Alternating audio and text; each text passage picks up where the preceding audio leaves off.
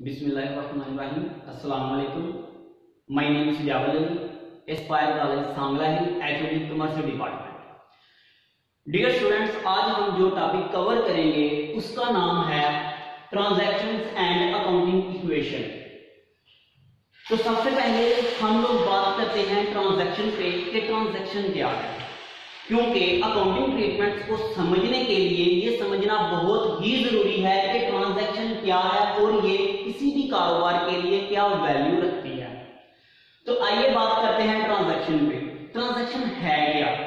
Transaction an event, कोई भी वाकया which change the financial position, जो कि माली हालत को तब्दील कर देता है, ऑफ अ पर्सन, किसी शख्स की, और एन एंटिटी, या किसी भी अदारे की, विच कैन बी मेजर्ड, और हम उसको माप सकते हैं इन टर्म ऑफ मनी, पैसों की सूरत में। तो कोई ऐसा वाकया, कोई ऐसा इवेंट जो पैसों की सूरत में मापा जा सकता हो और किसी शख्स की या किसी अदारे की फाइनेंशियल पोजीशन को चेंज कर दे, तो हम उसको नाम देते हैं ट्रांजैक्शन का।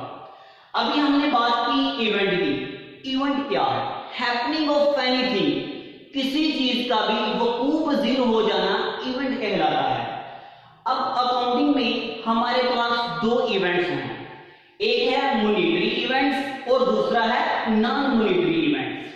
मॉनेटरी इवेंट्स ऐसे इवेंट्स जिनका ताल्लुक रुपए पैसे से होता है, जैसे कि किसी ने शॉपिंग कर ली तो ये उसका मॉनेटरी इवेंट है। और दूसरा नॉन मॉनेटरी इवेंट, एक ऐसा इवेंट जिसका ताल्लुक रुपए पैसे से नहीं होता, मतलब विनिंग अ गेम, आपने कोई मैच जीत लिया वगैरह वगैरह।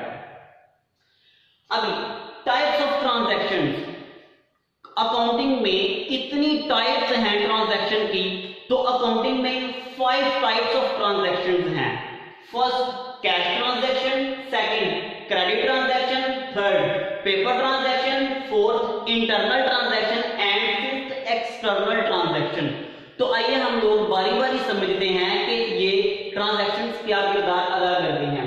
कैश ट्रांजैक्शन, ऐसी ट्रांजैक्शन जिसमें हम लोग किसी से अगर चीजें खरीदे और उसी वक्त पैसे अदा कर दें, तो ये हमारी कैश ट्रांजैक्शन होगी। क्रेडिट ट्रांजैक्शन से मुराद ऐसी ट्रांजैक्शन है अगर हम लोग किसी से कोई चीज खरीदें, उसको उसी वक्त पैसे ना दें बल्कि आने वाले वक्त में पैसे देने का वादा कर लें। तो पेपर ट्रांजैक्शन, पेपर ट्रांजैक्शन से मुराद ऐसी ट्रांजैक्शन है जिसमें कोई चीज हमारे पास नहीं आती बल्कि कोई ना कोई चीज हमसे जाती है, जैसे किसी चीज का चोरी हो जाना वगैरह वगैरह, आग लग जाना वगैरह वगैरह। इंटरनल ट्रांजैक्शन, ऐसी ट्रांजैक्शन जो कि एक ही अदारे के अंदर रहते हुए हो, जैसे किसी फैक्ट्री में आग लगने से नुकसान हो गया, डेप्रिसिएशन को रिकॉर्ड कर लिया वगैरह वगैरह।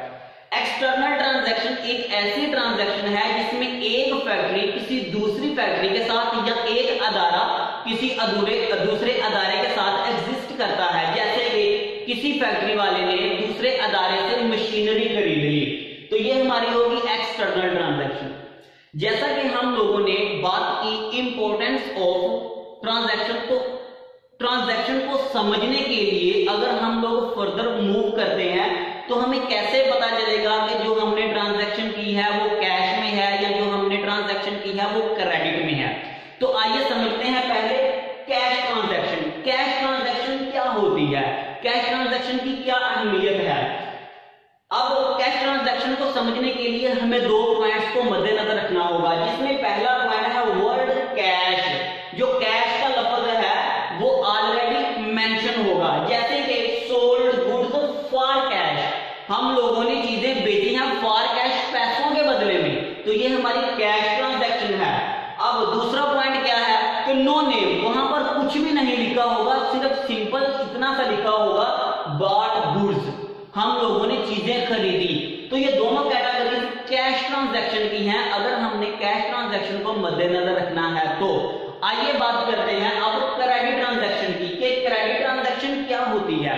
क्रेडिट ट्रांजैक्शन से मुराद ऐसी ट्रांजैक्शन जिसमें हम लोग उधार करते हैं। हमें कैसे पता चलेगा कि ये जो ट्रांजैक्शन हमारी हुई है ये उधार है या नकद है?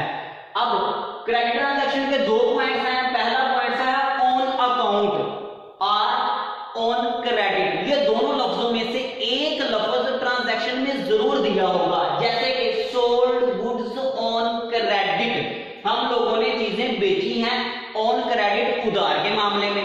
अब दूसरा पॉइंट है नेम ऑफ बायर और सेलर, जो खरीदने वाला है या बेचने वाला है उसका नाम जरूर दिया गया होगा, जैसे goods purchased from Aslam, goods purchased from Aslam, हमने असलम से चीजें खरीदी हैं।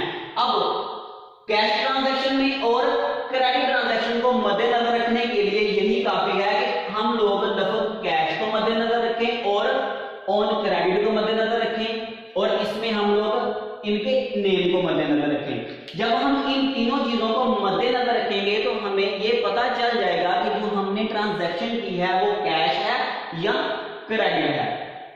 अच्छा, हम लोगों ने स्टार्टिंग में बात की कि आज जो हम लोग टॉपिक कवर करेंगे उसका जो दो पहलू है वो है, एक ट्रांजैक्शन है और दूसरा है हमारे पास अकाउंटिंग इक्वेशन। ठीक है, अब ट्रांजैक्शन का हमारा जो टॉपिक था वो कवर हो गया। अब आगे हमारे पास अकाउंटिंग इक्वेशन की बात करते हैं।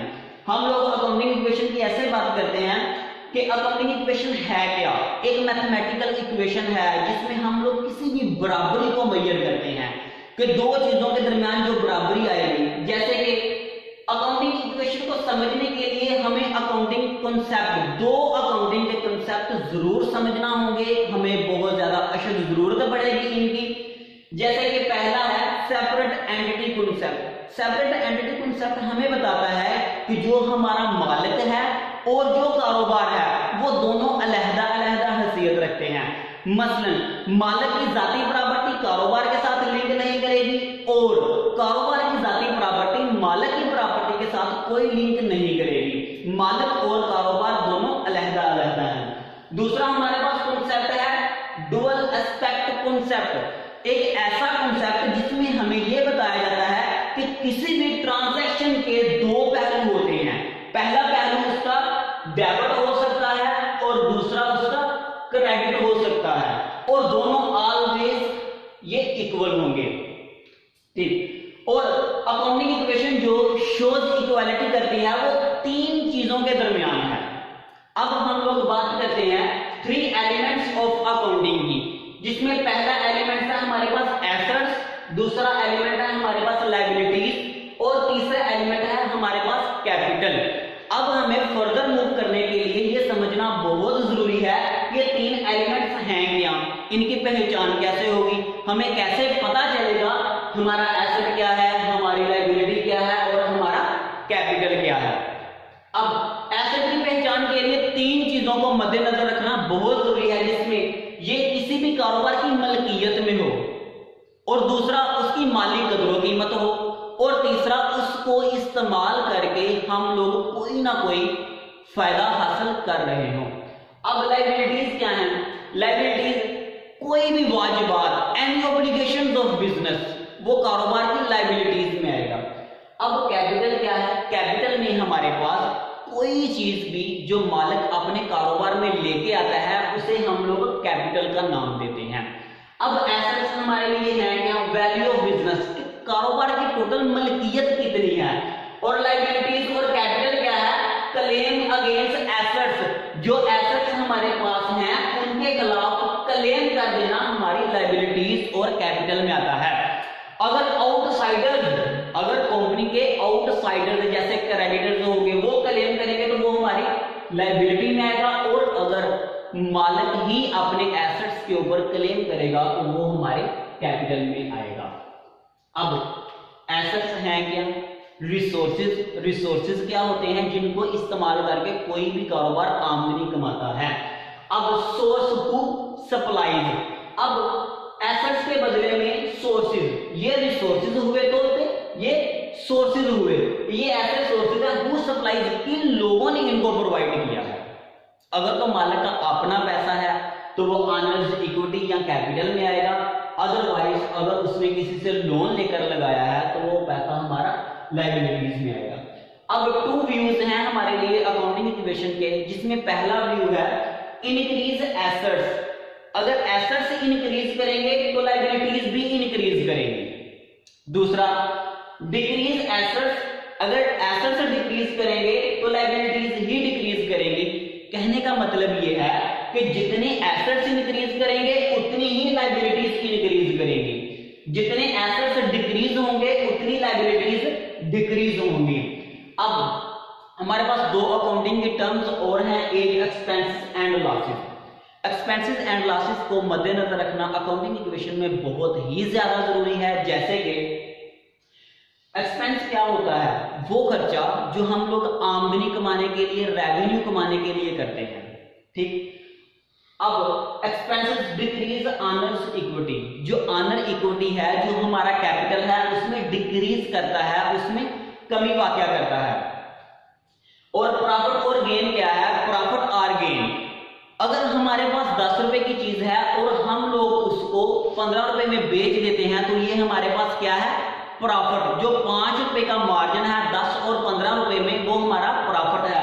और प्रॉफिट हमारा ऑनर्स इक्विटी को इंक्रीज करता है। Thank you so much.